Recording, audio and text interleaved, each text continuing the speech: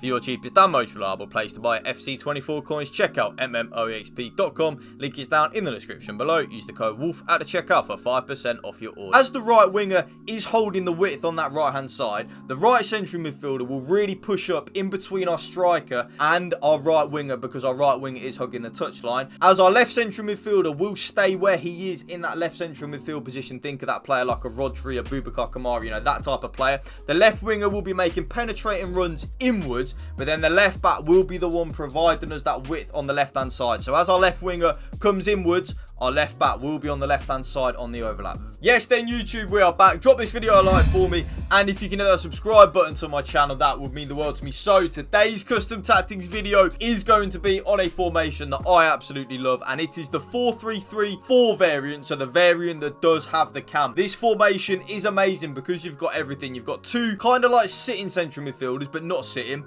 You've got a cam, which I think is a really underrated position on FC24. You've also got a left winger and a right winger, which is really effective this year. So without any further ado, let's get into the custom tactics. Now, you are definitely going to want to use balance on the defensive style, even more so on this latest patch. Now, EA did drop their latest patch a day or two ago, and I have to admit, it has quite fundamentally changed the defending aspect of the game. Let me know in the comment section down below if you do agree or disagree with that. So, press after possession loss and now pressure on heavy touch are not very good at all, YouTube. I really do not think they are good on this latest patch at all. I feel like EA have really nerfed it into the ground. So because of that, I've gone with balanced, a balanced style where your team presses the ball to the middle of the pitch and your team shape is neutral. The defensive width. Now, what EA have now done is they have kind of nerfed the byline meta. So when you are running down the byline now, when you do like an R1X or an RB&A across the goal, and you kind of get like an easy tap in the byline meta, those passes now a little bit more temperamental, really. They don't always go to the target you're looking at. So because of that, we can afford to go very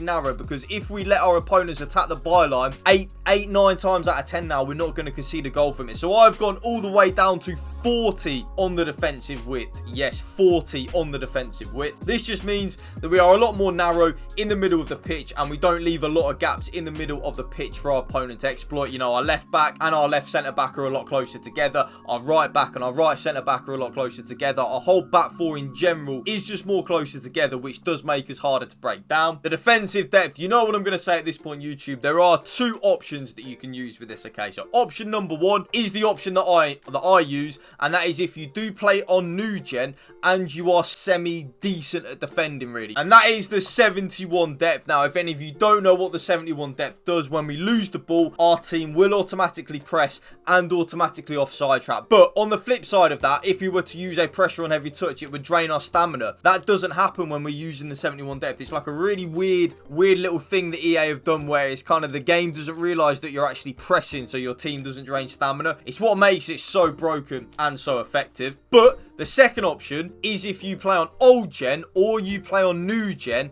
but you are quite struggling defensively. I would recommend 60 or 55 on the defensive depth. So option number one, if you are on new gen and you are semi-decent at defending, I would recommend 71 depth. Option number two, if you are on old gen or you are someone that does struggle defensively on new gen, 55 or 60. I'm using 71. I absolutely love it. The offense is build up, play, and chance creation. You know already what I'm going to say at this point, YouTube. It is, of course, balanced and direct passing, your absolute bread and butter. Now, the offensive width. This might actually intrigue you a little bit when we're using a 4-3-3-4. Because we are using a 4-3-3-4 and we're using a traditional left winger and a right winger, you might think that I kind of want to hug the touchline a little bit with them left and right winger. We don't anymore. We do with one of them. So because of that, I've actually gone a little bit more narrow on the offensive width. So I've gone from 50 to 45. That just means that our players will try and focus a little bit more of their attacks in the middle of the pitch, which I kind of want to do because the byline meta has been nerfed a little bit at this moment in time. Players in the box, you already know what I'm going to say at this point. It is, of course, 7.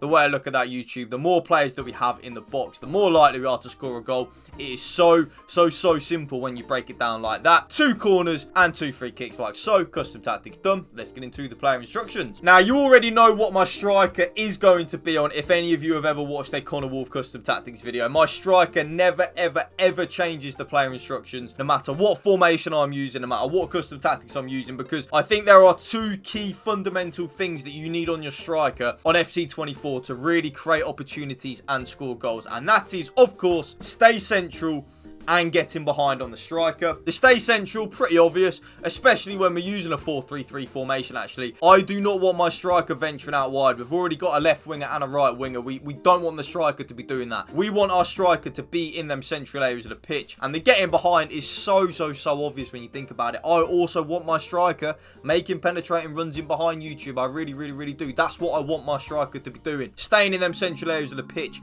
and making penetrating runs in behind. Now, my right winger is actually on something completely different to my left winger. So my right winger, first of all, is on come back on defence, stay wide, get in behind, and get into the box for cross. The comeback on defence does just make us more defensively solid. The stay wide, get in behind, and get into the box for cross, though, are very key points in the 4-3-3-4. I want my right winger to be hugging the touchline down that right-hand side. Think of like a Leon Bailey for Aston Villa, that type of player. I want that player hugging the touchline on that right-hand side, making penetrating runs in behind, but also getting into the box for cross, giving us that offensive support. The left winger is then on something different to the right winger. So first, they're on three things that are the same. Come back on defence, get in behind, and get into the box for cross. But I actually play with my left winger on cut inside. So my left winger will make penetrating runs inwards towards my striker rather than my right winger, which is actually hugging the touchline on the right hand side. And you will see why that is a key point when you see what my left back is on in a minute as well. So come back on defence,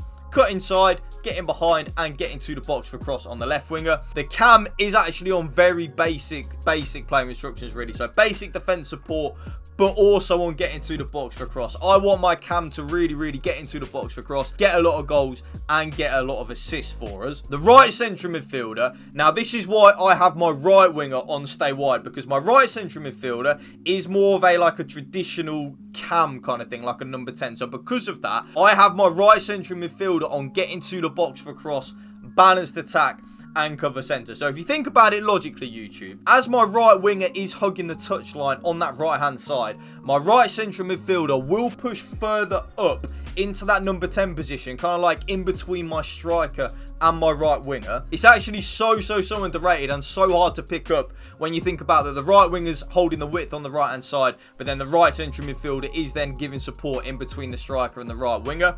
The left central midfielder, this player is like a traditional number 6, like a Rodri, Boubacar Kamara, Casemiro, these type of players. So because of that, the left central midfielder is on stay back while attacking and cover centre, and that's why I play the left central midfielder on stay back while attacking, because the left winger will cut inside, remember, because of what that player instruction is on.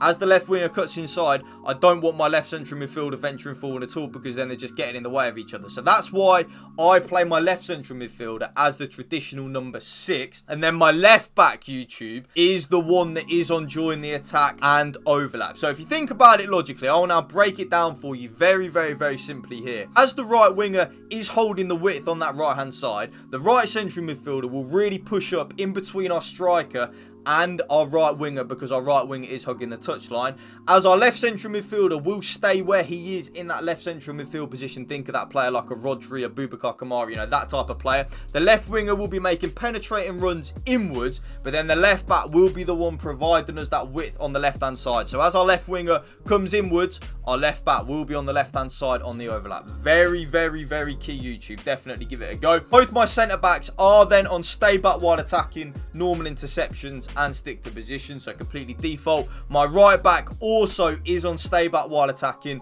normal interceptions, and mixed attack. And then last but not least, YouTube, comes for crosses and sweeper keeper. And that right there is my brand new updated 4-3-3 number 4 custom tactics for you. If you did enjoy this video, YouTube, you know what to do. Drop it a like for me, drop a comment down below, and if you can hit that subscribe button to my channel, that would mean the world to me. Thank you for watching. Remember, spread the love and positivity. PMA, positive mental attitude. Peace out. One love.